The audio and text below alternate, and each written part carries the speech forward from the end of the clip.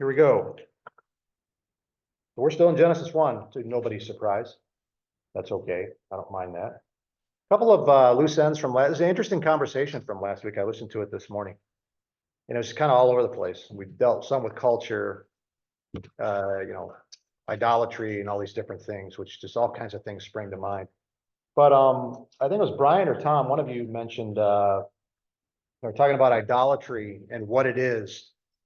And the words, as I was listening to it again, the words that came to mind for their day, idolatry, it was mental projection. And so they had gods that eerily, not coincidentally, mirrored humans, mirrored the way that humans are. So they would be vindictive, angry, jealous, petty, fight wars, gods that would fight wars with each other, promiscuous, you name it. That's the way these gods were, and not coincidentally, that's because that's the way the humans are, who mentally projected themselves into the artifacts that they carved and fashioned into idols. We undoubtedly do that as well today. We tend to do it with other people. We tend to project our own attributes, both negative and positive, onto other people, and the other person may or may not have that positive or negative attribute. That's probably why someone makes the mistake of stopping on the side of the highway to help somebody who's broken down and ends up getting murdered and their car stolen. What were they doing? They were projecting what they perceived to be their own goodness onto the person who was stopped on the side of the road, or they never would have stopped. They might go the other way. They might project their own evil on the person who's on the side of the road, and that person on the side of the road is not evil at all and could have used the help, and they drive right on by. So projection's a powerful thing, and you see it represented in the idolatry of that age preeminently, with the gods that they fashioned out of their own minds. Really, that's what they're doing. I mean, they're physical artifacts, but they were instantiations of their own mind and their own mindset. So we can't do that, and they can't do that, the Israelites that are coming out of Egypt, any longer. You have hundreds and hundreds of years of training, inbreeding, if you will, of this idolatrous mindset of what and who God is, or gods. And that all has to go. And didn't work so well at first. The first generation barely got out of the desert, barely got out of Egypt, barely got through the sea before they were already reverting to form, a feral religious mindset of idolatry and the fashioning of the golden calf. And then they get to Canaan, and then pretty soon they begin to assimilate the Canaanite idolatry. Part of the reason being, they're not farmers. So the Canaanites are farmers. And part of farming in Canaan would have been the idolatry, because, fertility cults and so forth to get your stuff to grow. And so they wanted their stuff to grow. So they do what the Canaanites do, which is they offer sacrifices to these the gods of the territory of Canaan. And you're off to the races now. And so, we've left all that behind, and we use Genesis in a different kind of way, sometimes very inappropriately, but it is a guiding light in our understanding, in our mindset of God, and that He is, let me overstate the case. He is nothing like us. And that statement is not true, but you take the point. There's, the image of God, we are bearers of the image of God, which means that there is a residue of His character in some way. We are not like Him, but we contain the residue. We contain a element of His character. We contain an element. There's an element of our nature that allows us to have relationship with Him. And that thing right there, now I'm really talking out the cuff, has something to do with the image of God in us. We were meant to worship and serve Him, and we have the tools at our disposal internally to do that, but those tools have been corrupted. And the idolatry that this book is taking on is the epitome of that corruption. Wow. Anybody want to comment on that? I have to go listen to it again to see if I still agree with what I just said. I don't know. But otherwise, we're gonna move on to verse 2. We got out of the first 10 words when verse 2 at this point. There's one question I would say when you talk about assimilating the Canaanite gods that they did. So what about, did you mention us assimilating today?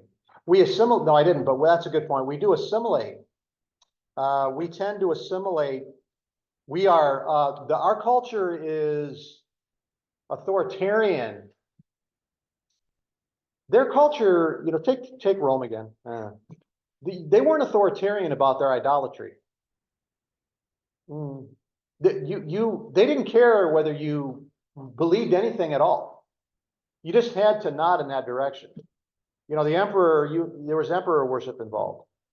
It didn't matter what you believed about it. What mattered is that you go through the motions.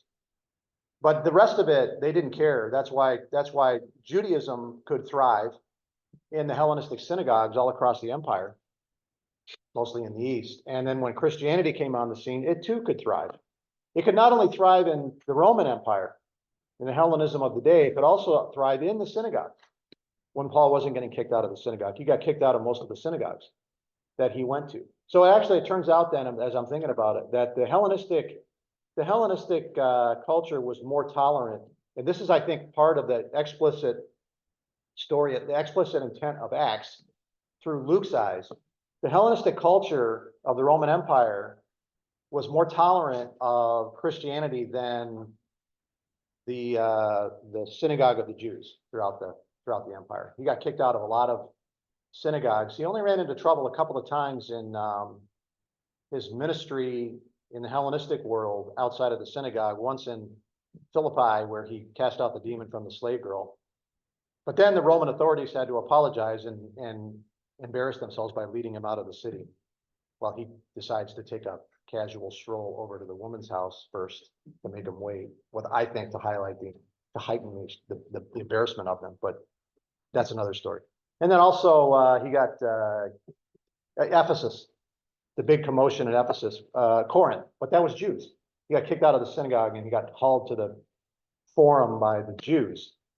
That was before Gallio. But then once again, Gallio, the governor of Achaia, or Achaia, that's how you say it, however you say that word.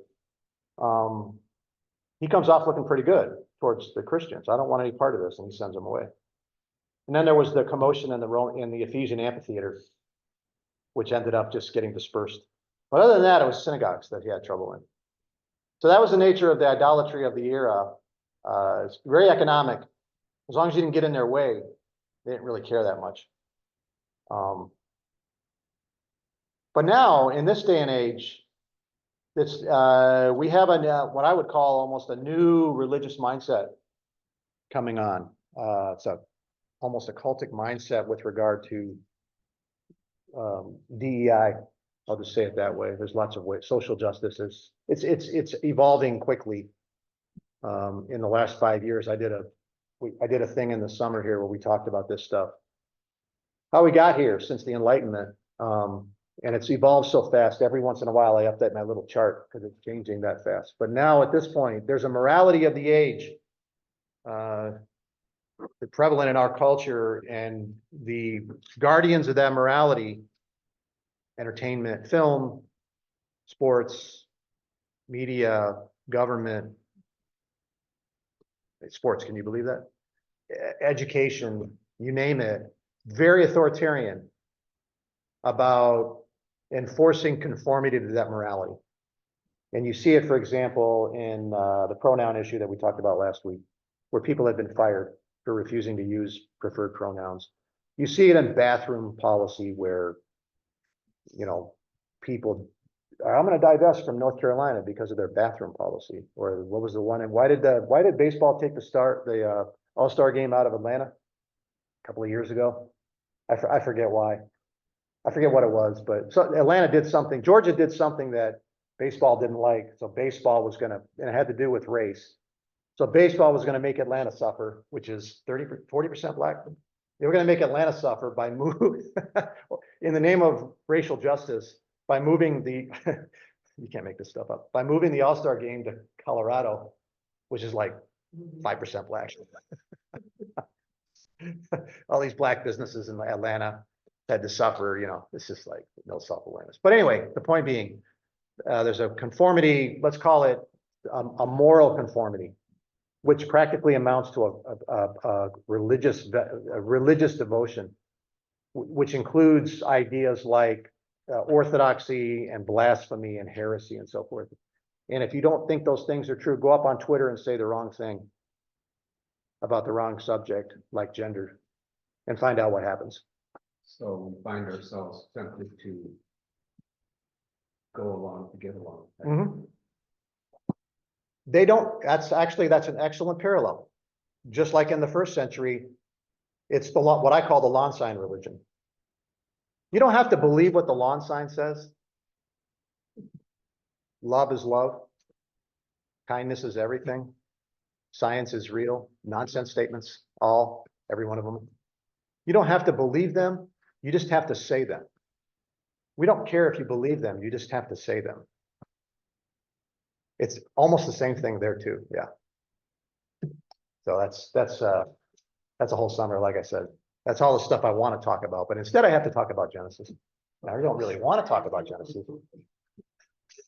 That's why I spent so little time talking about Genesis 1, because I don't want to talk about Genesis. This is week 4, by the way. Get into verse 2. Okay. Thank you. Yeah. You probably didn't come here for that. He probably didn't drive all the way over here and sit in this class so you could talk about culture, but It's application. it is. It's relevant to our times. Yeah. If you're going to take seriously the notion of idolatry making its way into if you ask the question, what are the idols of the 21st century? I don't individualize it. The idols are forced upon us just like they were in the first century, and we were getting at them a minute ago. We all have our own idols in that sense, money or whatever. But the overwhelming ones are the ones that are forced upon you from the outside world, and that you have to make a decision about your fundamental religious and moral makeup.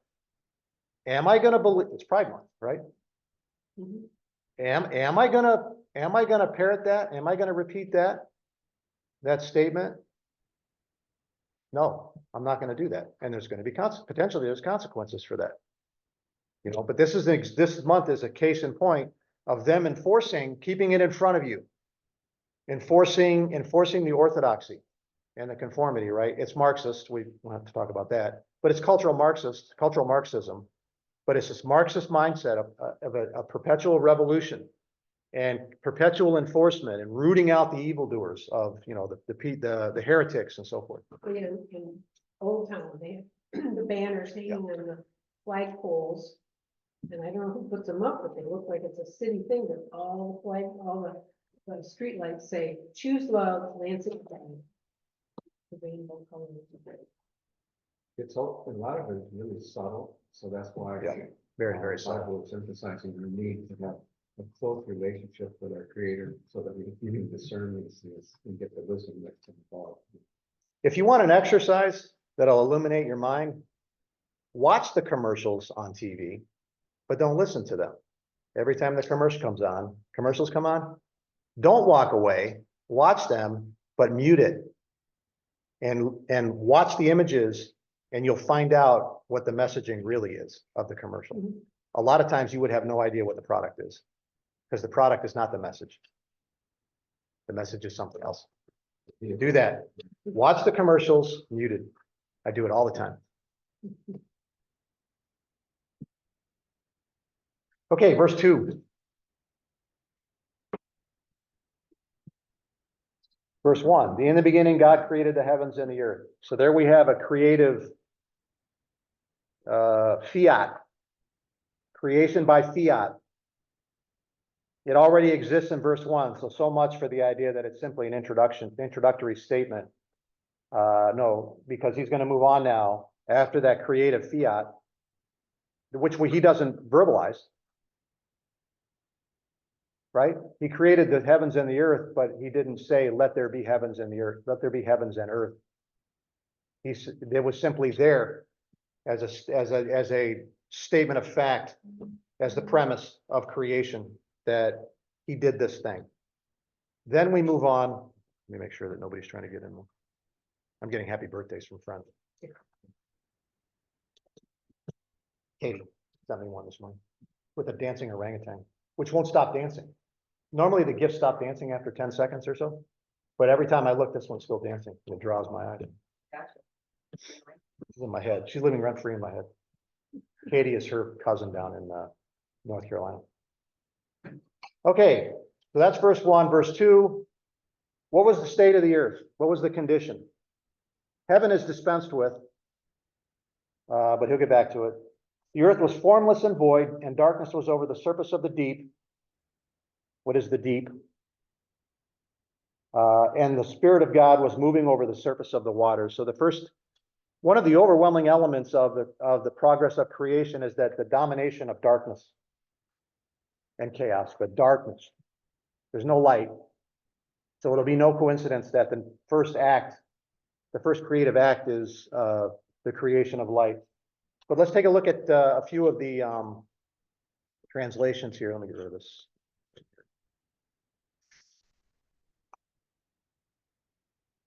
Let's see. That's where we left off roughly.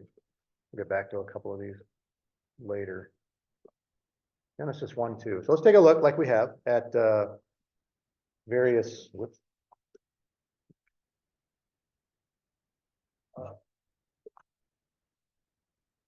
There it is. So there's the NASB, which we just read. Below that, New English translation, the earth was without shape and empty. Interesting. How can you have an empty mass? What does that even mean? Darkness, again, was over the surface of the watery deep. They help you out. But the Spirit of God, right? Contrast, not contrast. What's the word for that? Whatever. Instead of and, it's but. In the New American Standard, it's and. New English translation translates it contrasting, but the Spirit of God was moving over the surface of the water, as if to highlight the fact that the earth was formless and void. That's the important part. It had substance, but no form. Chaos. That condition was not going to last very long because the Spirit of God was moving on the verge of taking action with this dark, watery mass of chaos. And so that's what's highlighted there with that contrasting. What's the word? When you use a but instead of an and, I forget. Was moving over the surface of the water. Jubilee Bible 2000, I just sometimes pick them at random. And the earth was without order. Ooh, he uses that word order. Post-Enlightenment people like the word order. I like the word entropy. We'll get back to it. And empty, darkness again, was upon the face of the deep, and the Spirit of God moved upon the face of the water. So you can see in the first two translations, there's an action-oriented nature to it because he's using the imperative.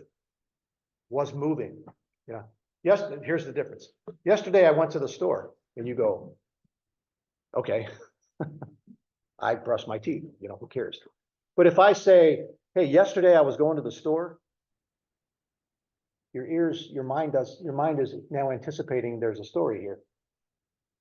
And this happened, that's the was moving over.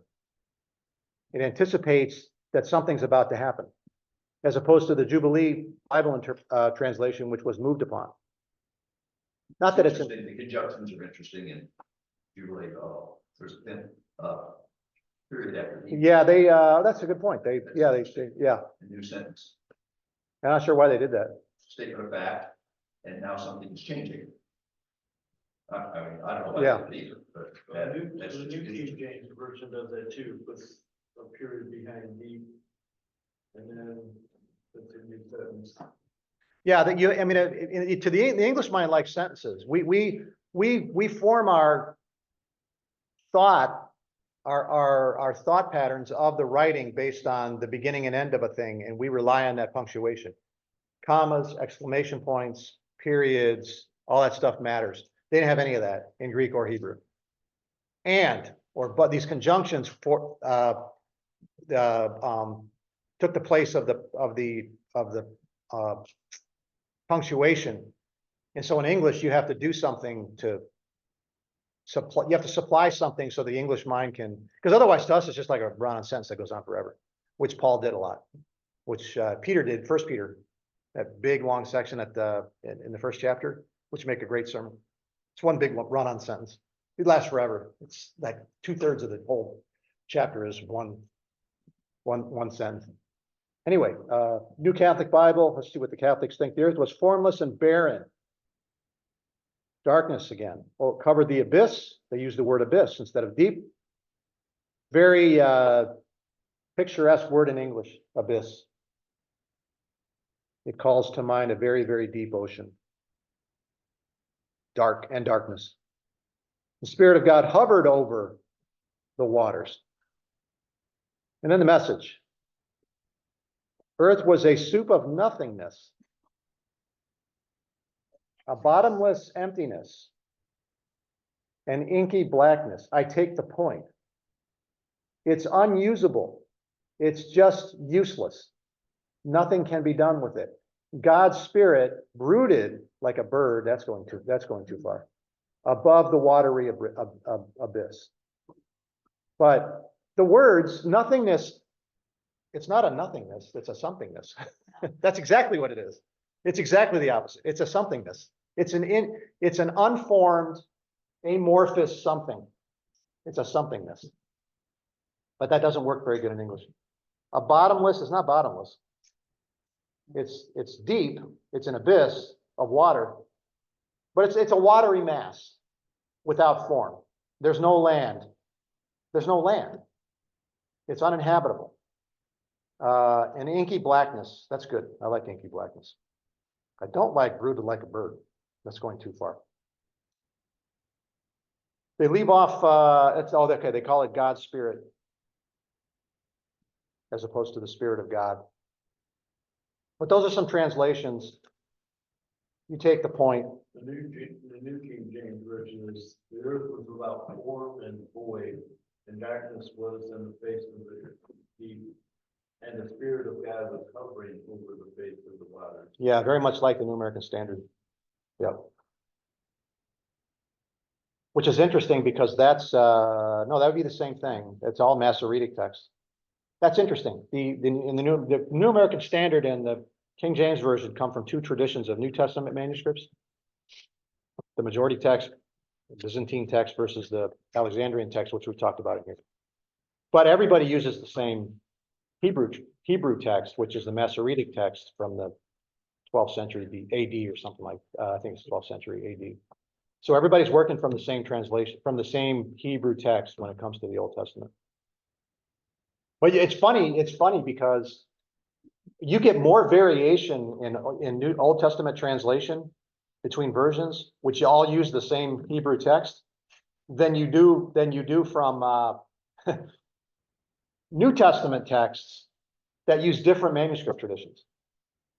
It's very difficult. Some of these Hebrew constructs are very difficult to translate, and they can go all over the place. And we'll see some of those probably I'll try to remember. I don't know Hebrew, but they usually get pointed out in the commentary because there'll be wildly different translations on some of these ideas. Sometimes it's almost like the exact opposite.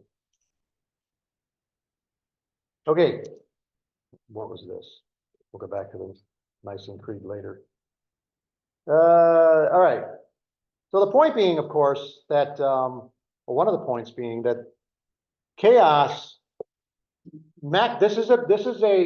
This is a state of maximum disorder. Here, chaos, maximum not ruined, because it never was anything else. It will go from maximum disorder to, or maximum entropy, whatever you want to call it, to ordered, and then back to maximum entropy. And it will do all of that within the span of about 7 chapters. God will take it there. Very deliberate act of creation, and very deliberate act of destruction. And then grace after that. And we'll talk about that later. It will not be an act of recreation of sorts. I'll have to think about that. It'll rhyme with the creation story in some ways, post-flood. That'll rhyme, but it won't repeat itself. It's not like there's a new act of creation, but it does. There's a lot of parallelisms back with the creation story. We'll talk about those at the time.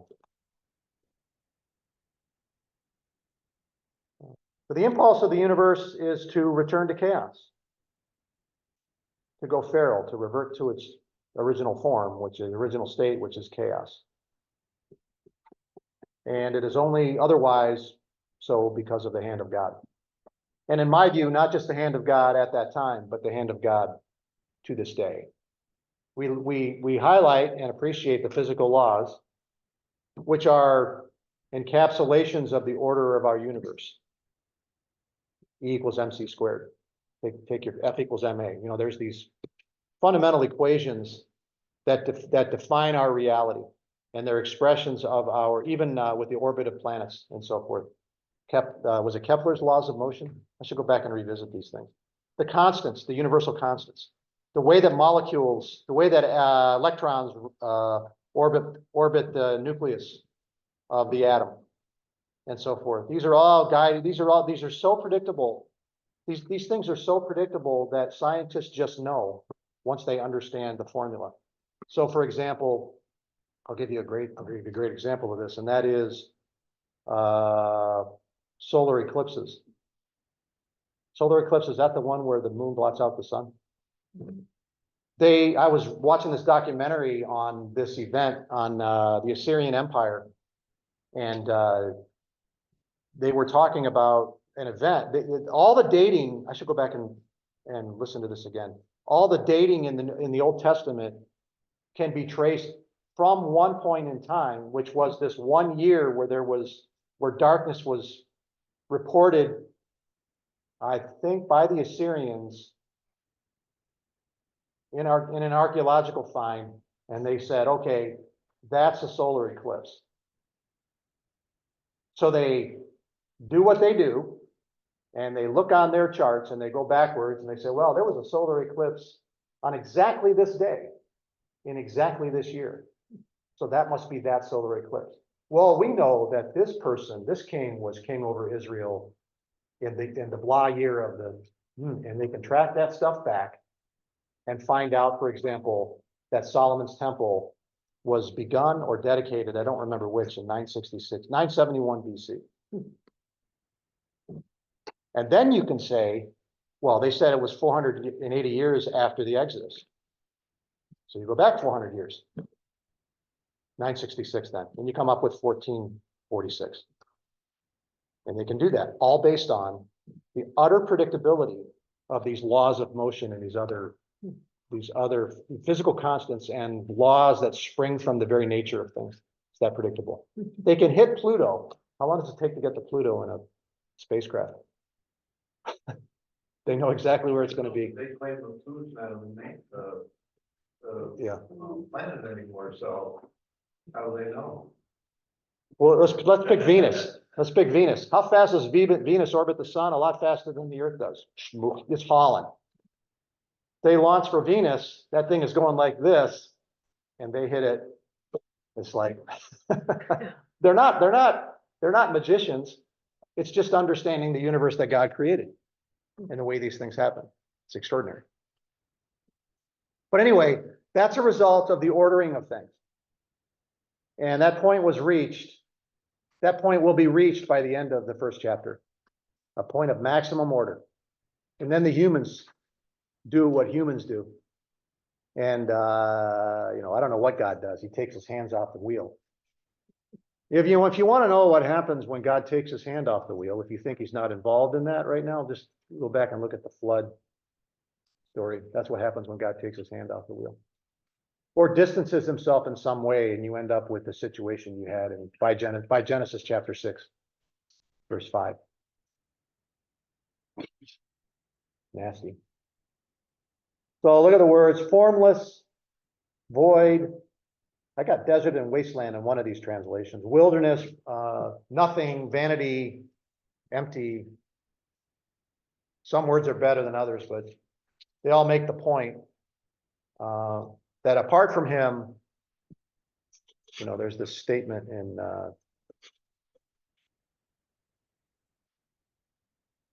Hebrews chapter 1. They really had an appreciation for this. They knew more about God than we do.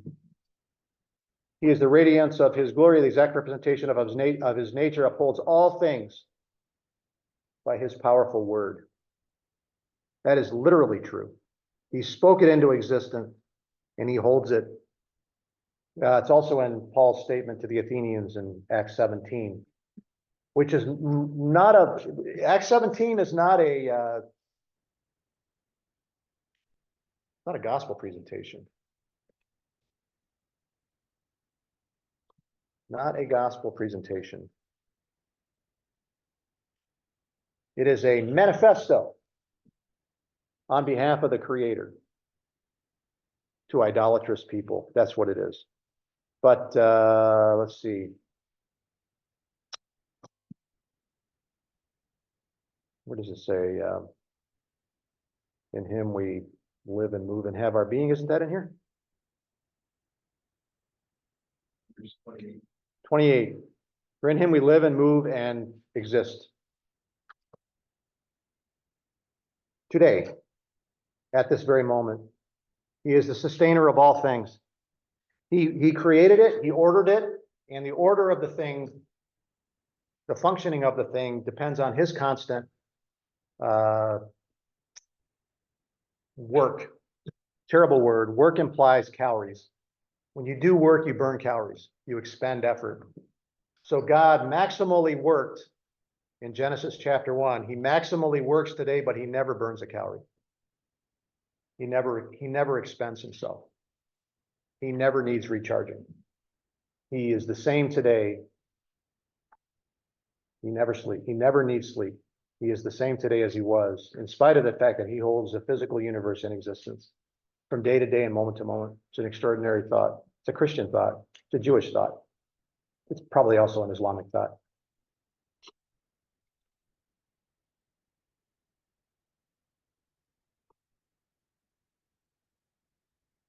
Our God does a lot of things, and he's nevertheless for it.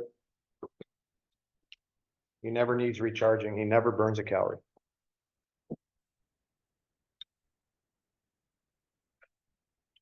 Maybe we'll get back to what about the Son of Man, the Son of God, who certainly seemed to be sweating it out. We'll get back to that maybe sometime. Okay.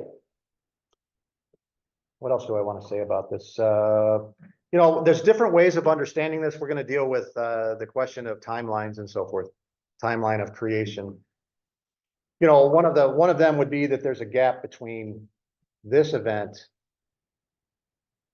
and this event. That's a theory. You don't pick it up from here.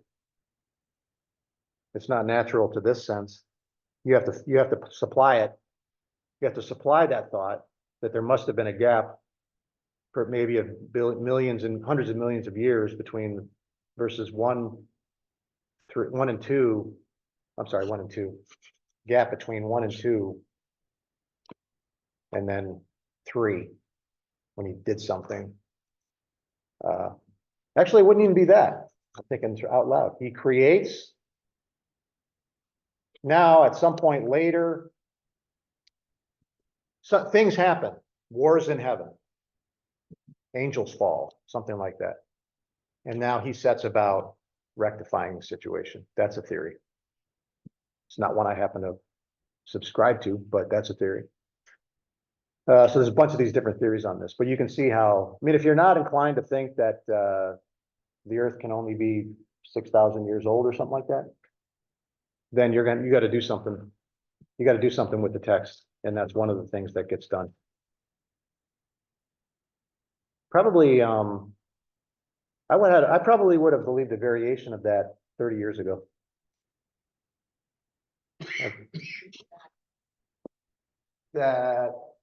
That verse 1 was millions of years ago. Hundreds of millions of years ago. That's got its own mortal problems as well. Maybe we should bring Greg back in. I have a friend that when I worked in the Pentagon in Washington back in the late 80s, early 90s, I had a roommate who worked for NASA, and this is right up his alley. And he was a part of our Zoom feed during COVID. We had a vibrant Zoom feed all the way through COVID from home. And he was a part of it. He lives in Washington.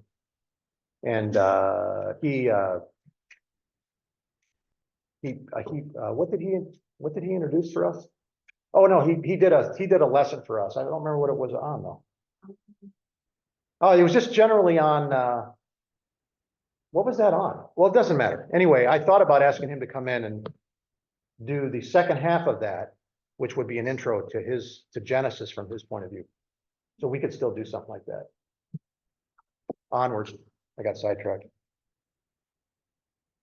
It's amazing how many, verse 2, how many theories there is. I mean, I remember when I was growing up, one of the theories was the guy that created the earth already, and then Satan came down and destroyed it because that's what he likes to do. My dad and I were talking one day a few months ago, and he said had read the Schofield's notes on verse 2, and Schofield thinks that when the dinosaurs Yeah, was created, and that was before, man actually was on the earth, that they died during that time, and all this stuff. Because I was mentioning, I believe the dinosaurs were created at the same time that everything else was, and stuff he brought up Schofield's theory, but it's just amazing theory there is on that verse alone. is that a dispensational thing So generally? That's interesting because Schofield was. We do need to remember, all of us need to remember that whether it's Schofield or MacArthur or whoever, the commentary, the notes are not inspired. right. The Yeah. text is inspired. Yeah, we are. And so we just have to, my hope is built on nothing less Yeah. than Schofield's notes and. Yeah. Yeah, we're all guilty of that to us. We all have our heroes like that. I'm the same way. It's the text that's inspired. Yeah, the way that I've said that before is they were inspired writers, but we are not inspired readers. Some people think they are, but sometimes I probably act like I do, like I think I am. About the time you do that, you say something stupid, and since you record it, you enshrine it. Been there, done it. Yeah.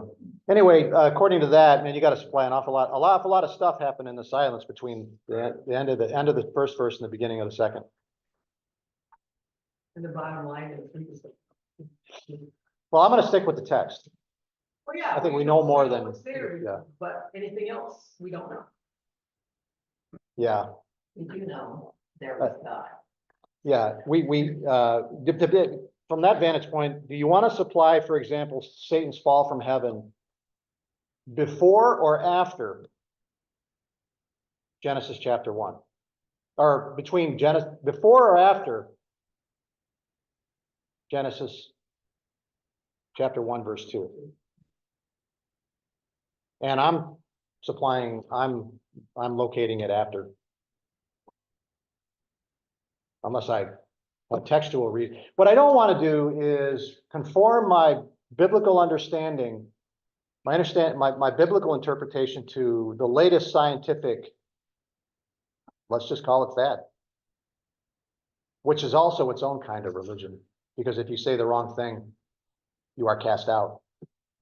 I was reading polls. I spoke at somebody's church a number of years ago, and beforehand it was on creation. It was on this stuff right here. And so I was just reading various articles about scientists and their beliefs. And at the time, the latest Gallup poll had 50% of scientists believing in God. Well, that's a dirty little secret. If you can't even convince your own guilt that God does not exist, or God plays no part in the order in the physical realm, well, you're not doing very well, in my opinion. So the latest, these scientific fads, I don't care what anybody says. Natural theology, as it was called back in the day of Newton. Natural theology, the study of God's creation, is called natural theology.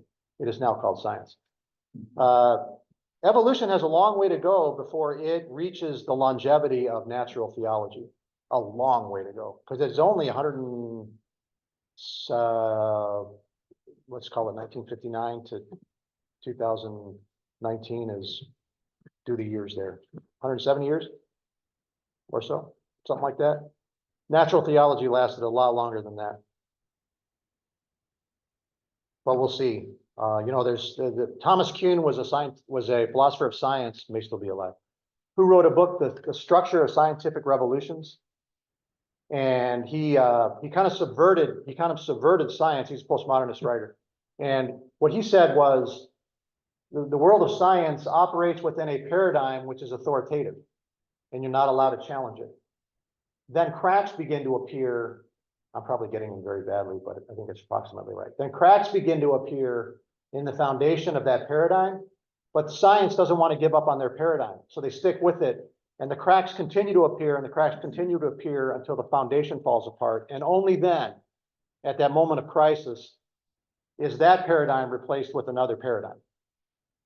That's how science works. And beforehand, because of the orthodoxy that's imposed on the world, the paradigm can just seem unquestionable and unquestioned because they're that good at policing their world until it all falls apart. I think we're somewhere down the road to cracks in the foundation of this stuff. And at the end of it, God will still be there and he will still have created the universe. The best theory thus far is just that there was an outside force on nothing. Something. Yes. I mean, Let's just go with the Big Bang Theory. I mean, God had to create the stuff somehow. And it sure seems like a creation of something out of nothing. It is a creation of something out of nothing. So you can't have something out of nothing. So science is all about trying to figure out how to make the Big Bang go explainable from a scientific perspective. But of course, before the Big Bang, there were no scientific laws. So how do you study before the Big Bang using the scientific method if there are no scientific laws that you have access to? You cannot do it. It is by definition outside the bounds of science, by definition. So you have a real problem on your hand. It's shrouded in mystery. This time before the Big Bang. And it always will be. We weren't there, God. Exactly right. And then he did something that he didn't explain. And then verse 1 happened. When he did it, well, it sounds like he did his best to explain it. We just can't think that. maybe it's, if I was going to write this, I'd poll the audience. What kind of questions, what kind of details, yeah, that's right. Yeah. But remember that in the act of creation, look at that first word, heavens.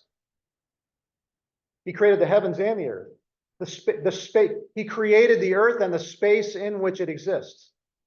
When we talk about God creating something out of nothing, the something that got created as well was space. The space-time universe. The arrow, the linear arrow of time in space that proceeds 1 second in 1 second increments to this moment. That space comes into existence. The timeline comes into, all of that comes into existence in this first verse. And before this first verse, there wasn't a big empty universe. There was no universe. There was just him. And then, he creates angels or whatever he did, wherever. Yeah, we can't even talk about this without using spatial temporal words. Like where did he create the angels? Where was his throne? That kind of thing. It's very difficult from a human. Our whole minds are woven around the idea of a space-time universe, a temporality of things existing in space and time. We're just very used to the laws that govern that were also created, came into existence and applied with the physical universe. No clue. No clue. In the beginning, God created the heavens and the earth. How? Don't know. Why? Don't know. When? Now we're getting somewhere. Maybe. But even that there's a war against that too, or in regard to that. All right. Okay. Verse 2, Gary. Verse 2. Let's see. Okay, let's see. So you have the foreboding, chaotic, hostile wasteland below. Now there is a below and above, and an above, as opposed to the organizing, deliberative, intentional, creative force on the verge of action. about to move. And that movement is by none other than God himself. And the knowledge of what was involved, there has been more knowledge about what was involved. We already got a little bit there. God created, the Spirit will now disappear. But it was the Spirit who was moving, the Spirit of God, without defining what this Spirit is, or explaining what this Spirit of God is. He's simply there at the moment of creation as an agent of God. But the Hebrews firmly believed in one God. So already you don't get out of verse 2 without this multi-dimensional understanding of God, multi-something understanding of God. It's not Trinitarian, but that'll throw some problems your way. Then we're going to find out in the New Testament that there's another dynamic to this creative act, and that is the participation of the Son of God. And then we get more insight into the nature of the creative acts through the New Testament writers, supernaturally inspired. How in the world did Paul know that? How did John know that? Is it written somewhere about the Son of God? In the beginning was the Word, and the Word was with God, and the Word was God. All things came into being by him. Where'd you get that, John? You know, Paul, he is the firstborn of all creation, for by him all things were created, both in the heavens and on the earth. Where'd you get that, Paul? Because pretty soon he's going to slip back to calling God creator, which he considers God the Father. And they just move back and forth like this through those texts without explaining themselves. I love how God is emphasized all the way through verse by verse. God, yes. And God said.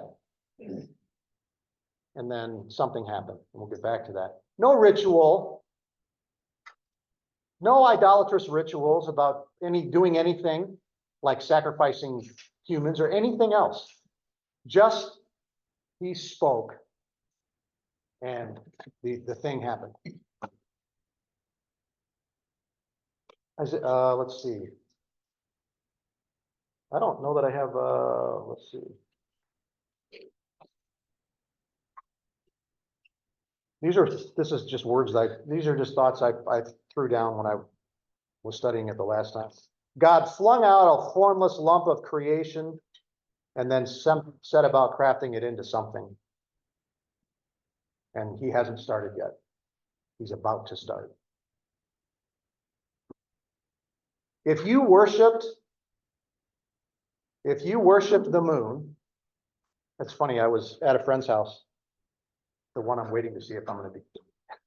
I was at a friend's house a couple of years ago, and there was this moon, it was like 10 o'clock at night or something, and the moon was just hanging above the horizon. I don't think I've ever seen anything like it, out between two trees. There it was, just sitting there, right on the horizon. Really low moon, full moon. And I looked at it, and I said, look at that thing, just waiting to be worshipped. Yeah, that's exactly what happened. They see that thing every day. Sometimes it's there, sometimes it's there, sometimes it's there. Sometimes it blots out the sun, which adds to the story. And then it loses, it disappears, and the sun takes over again. And that adds to the story of the God. But if you worshiped the moon, you are about to hear that the moon doth not deserve to be worshipped, nor the stars, which he created almost as an afterthought in the text. He created the stars also. So if you worship any of that stuff, you're about to find out that stuff is not worthy of being worshiped, because the creator God, spoke it into existence. You know, it won't give you true eternal peace. Just if you're troubled, just go to Genesis 1 and look at that. And I think it builds a peace. Yeah, every once in a while I turn on Alexander Scourby and listen to Genesis chapter 1. When he had his really, really strong 1970 whatever voice when he first started this thing. I don't know how long it took him to do that, but yeah. I've listened to Alexander Scourby's Genesis a lot of times. Okay, well, that's all I got to say about 2. I guess next week, I'm finishing a minute early. I should get credit for that somehow. But next week, we'll start with his first great statement, the first time God speaks. And it will be the first of let there be, or let something happen. Happen something, and off it goes.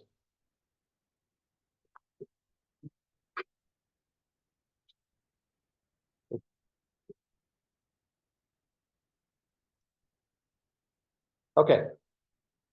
I'm done. Batterby's out there?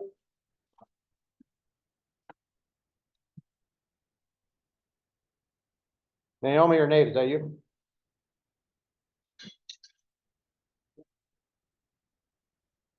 You might be working.